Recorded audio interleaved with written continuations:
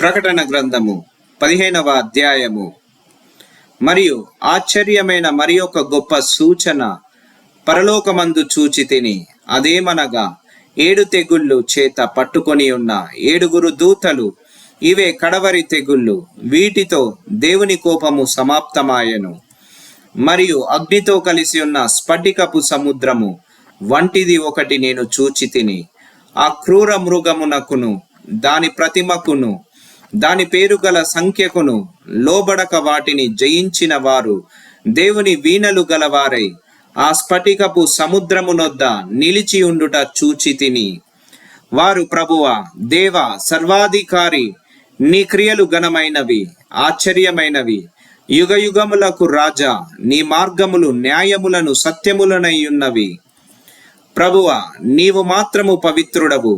నీకు భయపడని వాడెవడు? నీ నామమును మహిమపరచని వాడెవడు? నీ న్యాయ విధులు ప్రత్యక్షపరచబడినవి గనుక జనములందరూ వచ్చి నీ సన్నిధిని నమస్కారము చేసెదరని చెప్పుచు దేవుని దాసుడగు మోషే కీర్తనయు గొర్రెపిల్ల కీర్తనయు పాడుచున్నారు. అటు తరువాత నేను చూడగా సాక్ష్యపు గుడార సంబంధమైన ఆలయము పరలోకమందు తెరవబడెను. 7 తెగుళ్ళ చేత పట్టుకొని ఉన్న ఆ 7 దూతలు నిర్మలమును ప్రకాశమానమైన రాతిని ధరించుకొని రొమ్ముల మీద బంగారు దట్టీలు కట్టుకొనిన వారై ఆ ఆలయములో నుండి వెలుపలికి వచ్చిరి. అప్పుడు ఆ 4 జీవులలో ఒక జీవి యుగయుగములు జీవించు దేవునికి కోపముతో నిండి ఉన్న 7 బంగారు పాత్రలను ఆ 7 దూతలకిచ్చెను.